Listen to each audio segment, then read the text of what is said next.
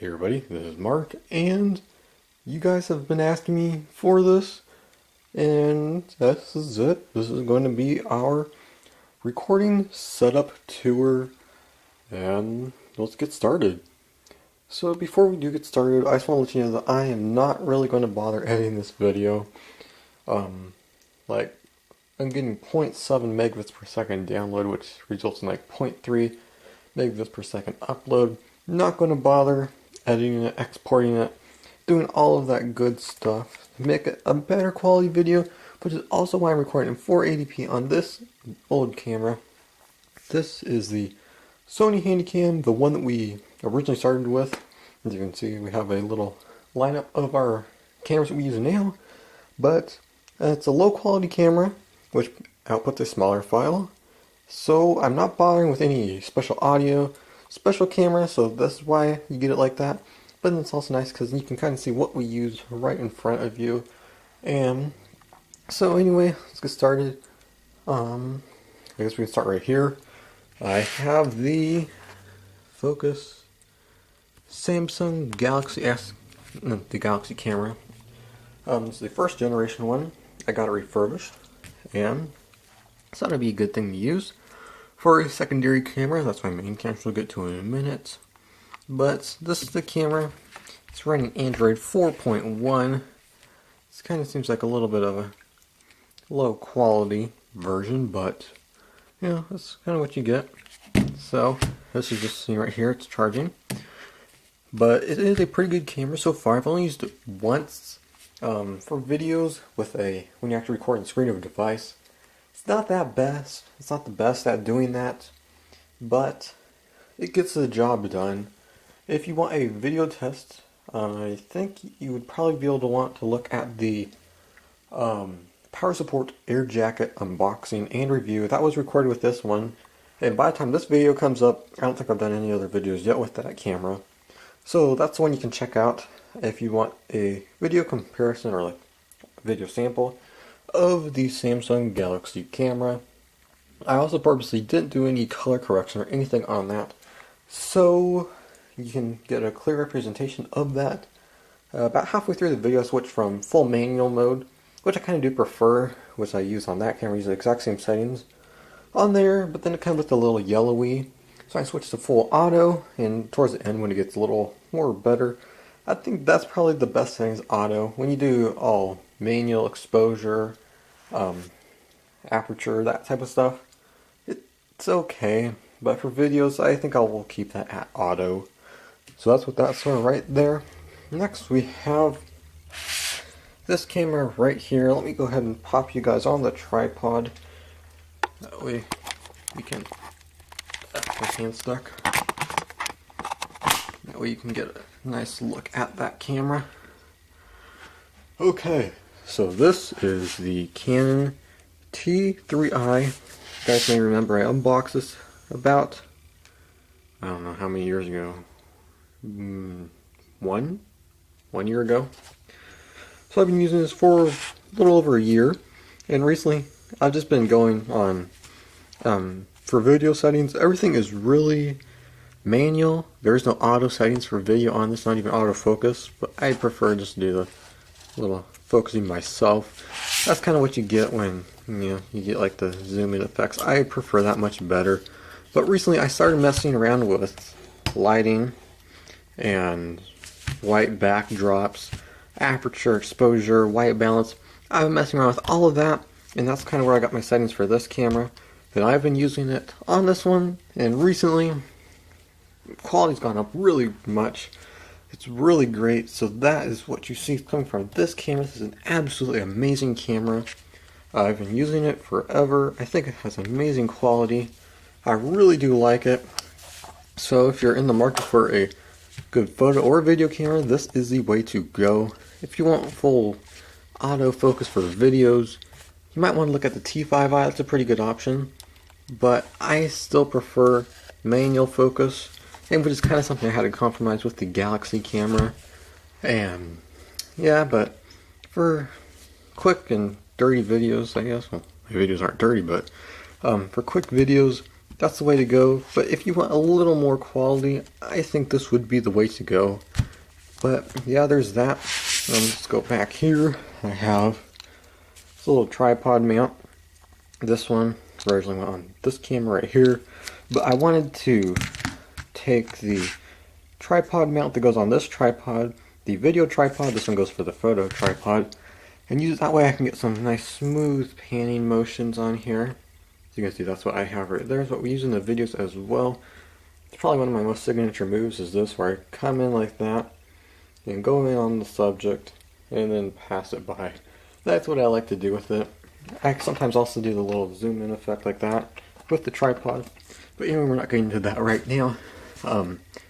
Usually this mount that's on that camera right there is just sitting back there because I switch, since I've been testing this camera, I've been switching between the two lately, so I just usually leave it off. And for the video tripod, the camera one that we originally started off with, that came with two mounts.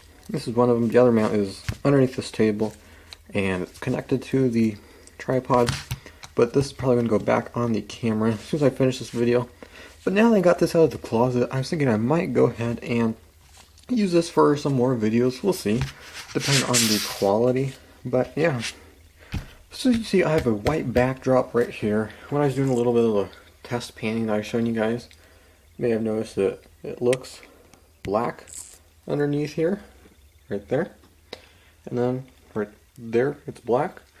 That is because, let me just pull you guys out of here a little bit. This is a paper.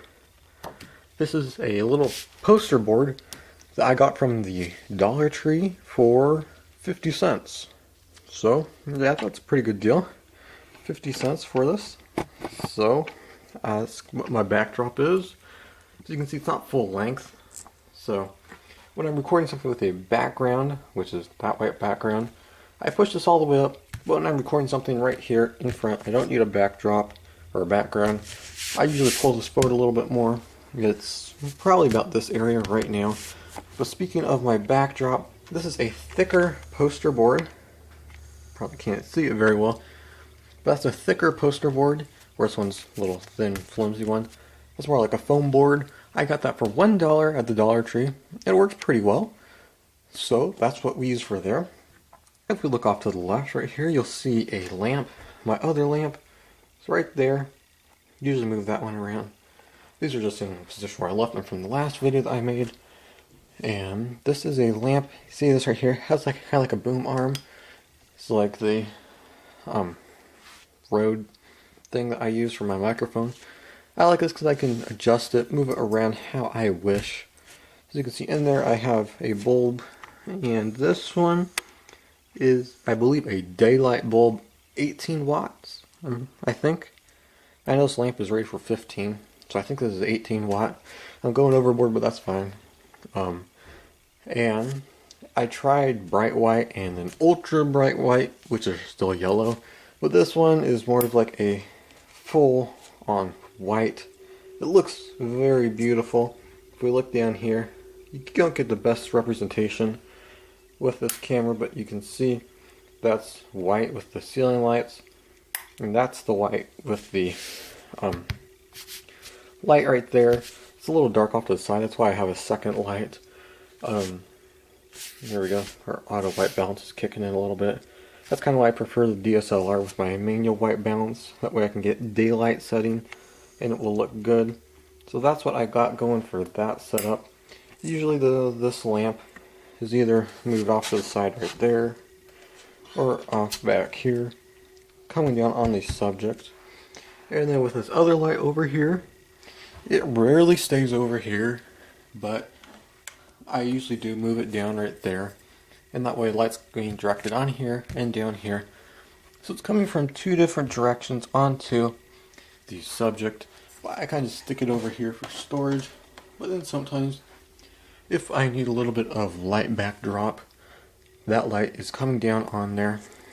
And I have those two bulbs, so together they light up the subject pretty well. Keep in mind that this test right here is not the best with the auto white balance on here and the poor quality on this camera, but as you can see it looks rather good. This camera right here does have a little bit of problem with this light. That DSLR has perfect and really good, but there's that. As you can see, it looks fairly good. Everything's lit up fairly well as well. So anyway, let's go ahead and take a look down beneath the desk. You probably know we've moved our recording setup all over the place, so this is probably where we're going to stay for a while. So right here we have the charger for this camera that's right there. That's just there because I brought it out of the closet. And we also have the charger for the Galaxy camera. And on the left right there, that's for the lamp. And this white power cord right here, that goes to the wall. And I purposely have this white power cord, that way I can actually use the Galaxy camera while it's recording, because battery life isn't the best on that. But yeah, there's the photo tripod that we used to use, and I kind of use that as a secondary tripod. And then up top, you probably can't see that, but we do have the mount on it. And then right here, this is a little bit strange, we have a Lazy Susan. You haven't seen this used in videos yet, but I am planning on using it soon. I just got this from the Container Store for $6. And see that? That's what I hate about this camera. It follows it. It's weird, huh? Yeah, anyway, I haven't used this yet, but I plan on using it for like projects. And that way it spins around good. Get good product shots on it. So that's what I like about that. And then this right here, it's a little bit strange as well. I'm repurposing items. This is a plant holder I got from Ross for $6. And those rubber bands there hold the camera in place. I have it set up for the DSLR, and that way I can get some smooth panning shots and use it as kind of like a makeshift camera slider that's cheaper. So there's a look at that. I also haven't used this in videos yet, but I am planning on using it sometime soon, so be sure to subscribe so you don't miss the use of that, as well as our Lazy Susan. And that's pretty much it.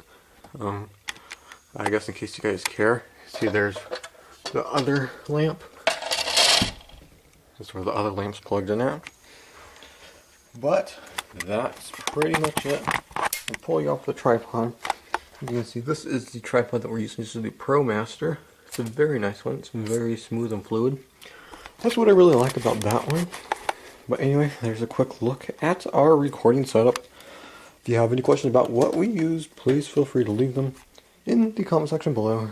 Anyway, that's all for this video. Thanks so much for watching, and I'll see you in the next one.